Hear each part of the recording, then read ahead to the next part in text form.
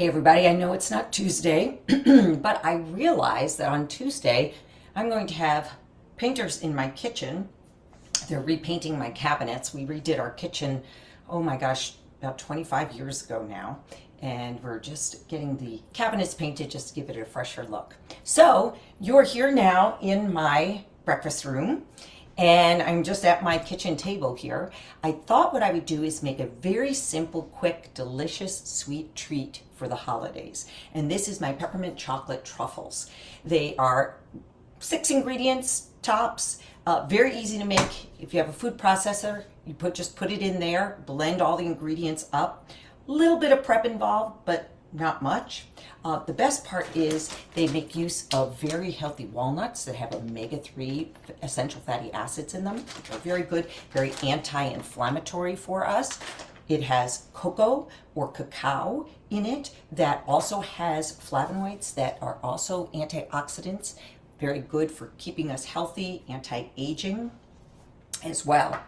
So along with that, we'll be adding sweetness by using dates that have fiber in them, which is also very good for the microbiome, for feeding those little microbes in our stomach to keep us healthy. They actually help digest some foods that we can't digest. They make enzymes. They make butyric acid, which is also good for keeping the lining of the intestines very healthy, along with liberating a lot of the nutrients that we can't digest on our own. So we're just going to put those all together and make something really yummy. So start off, what I'm going to do is add in about 3/4 cups of these delicious healthy walnuts. One of my favorite. You could use pecans as well, I guess. I have not tried that, but I have made this recipe by soaking almonds first too. Almonds are great because they're very high in protein. So that would be another additional nutrient. And of course, these nuts always have fiber in them, so that's another benefit as well. So let me add in my walnuts, and I'm just going to start pulsing those to break those down into bits. It's kind of strange to be doing this on a table.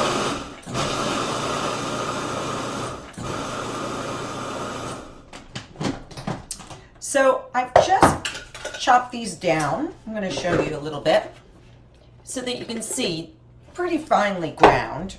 And I'm going to grab out a chopping block. Let me just grab a cutting board here. And take my, oh wait, before we get started though, I wanted to show you what they look like. So here you see I have them rolled into little truffle balls, but you can also press them into a pan and make them into bars, which is great too, depending on how you're presenting them or how you want to use them. So, sorry I forgot to show that to you initially. Very key. So I have soaked here about 12 daglet dates, and I'm just going to give them a preliminary chop. Let me just grab my knife. Just so that they mix evenly in with my nuts. They don't have to be finely chopped. I just find that this helps mix them up a lot smoother. What we want is a nice creamy batter when these are all mixed up. Sometimes if your dates are older, if they've been in the refrigerator for a while, they can get a little firm, or I like to refrigerate them. Maybe you don't. They probably don't need to be refrigerated, but I do have them in the refrigerator. And sometimes they get a little hard on me, so it's nice to soak them to help them mix up nice and evenly. All right, so I have my dates in there. I'm going to give them like a quick pulse just to get them started mixing.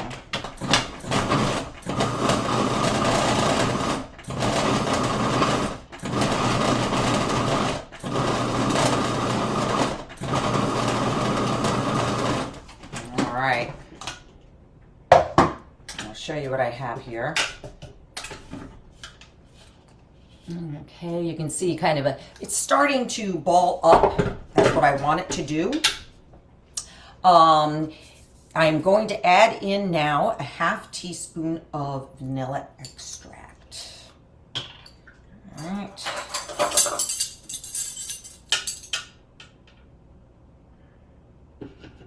So there's a half teaspoon of my vanilla extract. And then I'm going to want to add in a 1/4 teaspoon of peppermint extract. Give it that nice pepperminty flavor. Now, if you have peppermint essential oil that is food grade, you can do that as well. What I do is I add about a drop of the essential oil if I'm going to use that. It's amazing. 1 drop has a lot of flavor to it. All right, so I've added that, and now I'm going to add in my cocoa powder. Now, I have cocoa powder here. That's what I have in my refrigerator, or in my cabinets in the kitchen. You could use cacao, which is even better. Cacao is just the raw form of cocoa. It has more of the fiber and nutrients in it. I'm going to add in 2 tablespoons of my cocoa powder.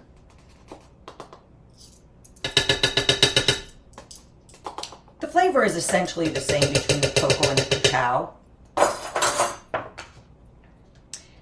And I just happen to have this in the kitchen. All right, let me just give this a quick pulse.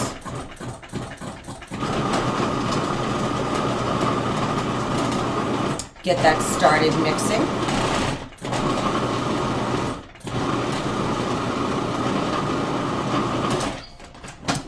All right, and then I'm going to add in 1 tablespoon of coconut oil.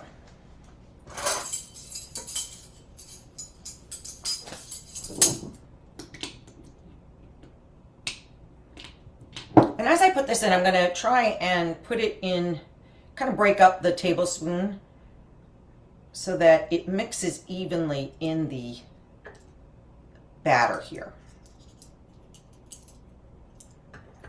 Another alternative is you could melt the coconut oil before you do this, and that will incorporate it even more quickly.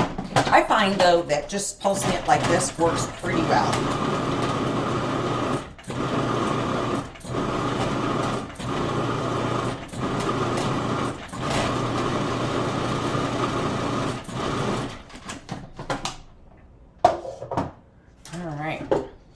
Here's what we have so far. Now, at this point, what I want to do is I just want to take my spoon. Let's move our cutting board out of the way here. And I just want to see consistency-wise how we're doing.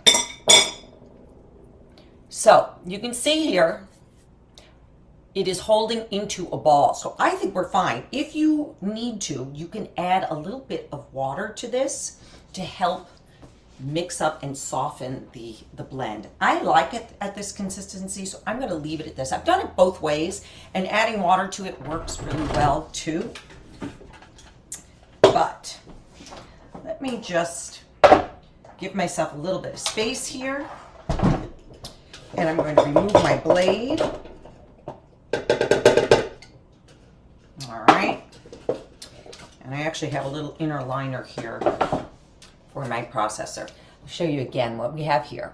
All right, so what I'm going to do is I'm going to take about a teaspoon of my mix, like so, all right?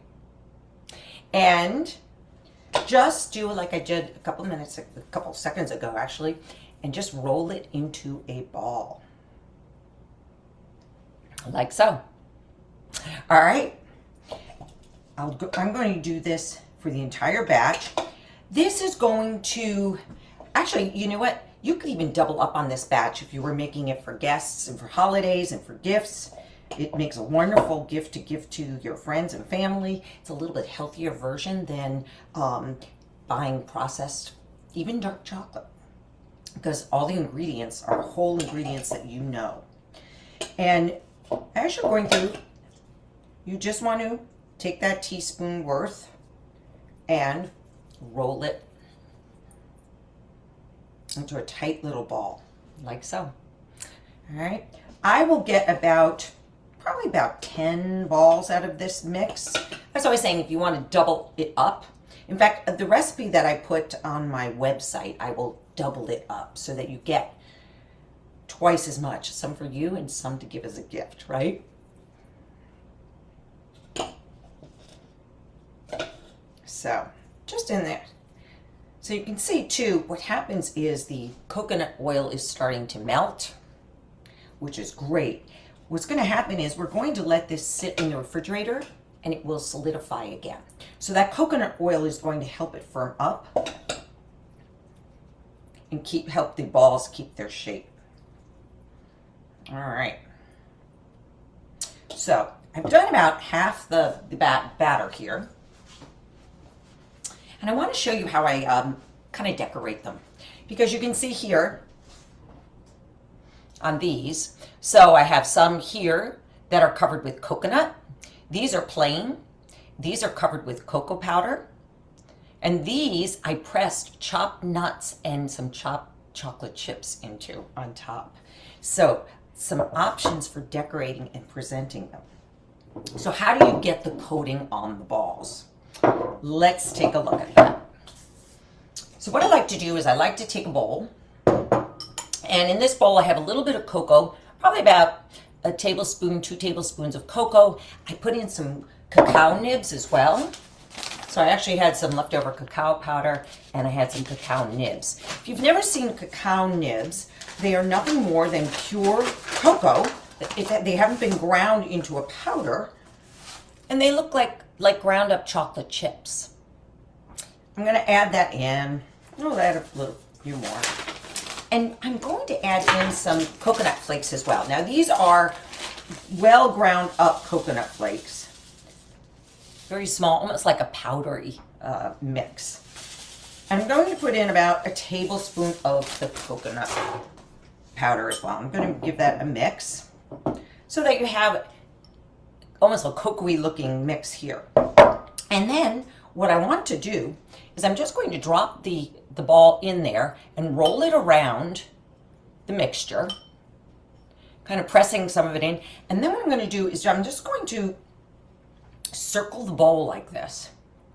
That helps push the covering into the surface of the ball, and it also helps round the ball out so that you end up with a nicely decorated treat.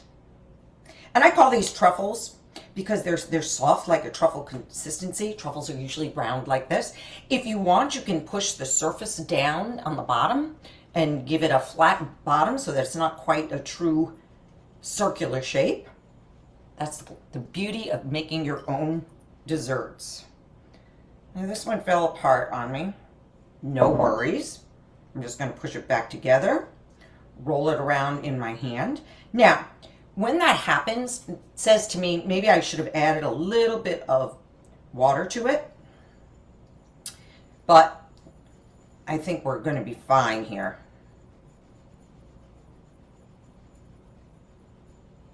Here we go. Here's our second ball. And I would just continue doing this. Now, I could keep a few of them plain. In fact, I'll keep half of these plain, and I'll decorate half of them. If you'd like some of the white ones, like I had in the samples here, so if you could see these here, don't add the cocoa to the topping mix. Just use the coconut flakes. And you can use any kind of mixes that you like. You could chop up some chocolate chips if you'd like to add that on top and see. So here you have it. I'm going to put these in the fridge. All right, we've got our plain ones here, and we've got our cocoa and coconut covered ones, kind of like an almond joy, right? All good. So I hope you get to try these, and Tuesday I'll re-air this so that you can see it again in place of my normal cooking time at 2 o'clock on Tuesdays, so that you can get to look at this again. I will also post this recipe in my website, which is eveyschweig.com. Just look for my name, .com, right? Very easy. If you're looking for a way to de-stress and add more anti-inflammatory foods into your diet over the holidays, because there's going to be a lot of opportunity for eating out and maybe eating some foods that you don't have control over or you don't know what's in them, it's a nice way to have food at home that you know is anti-inflammatory and kind of getting you back to that healthy state. I've posted the website address or the link for my Cooking for Stress Relief, which is a great collection of recipes for an entire week, along with a menu planner, along with a shopping list, everything done for you. You can cook everything up the beginning of the week if you'd like. You can have all the ingredients ready, and it really takes away some of that stress. At least one thing is a little bit easier during the holidays. So I hope you get a chance to try some treats, some healthier versions of some holiday treats. Bring them along when you're going out as a hostess gift. They make a perfect hostess gift. Wrap it up in a little bit of saran with a bow. Perfectly done. All right, so have a great week. Have a wonderful holiday if I don't see you beforehand. We'll see if I can make that next Tuesday again right before the holidays, but I'll be traveling in between, so I'm not quite sure what my schedule is going to be like. But what I will be doing is making up some more of these holiday treats. Be sure to go to my website too, because I do have other holiday cookies listed there as well that are anti-inflammatory. So have a wonderful week. Look forward to seeing you again. Thanks for stopping by. Bye-bye for now.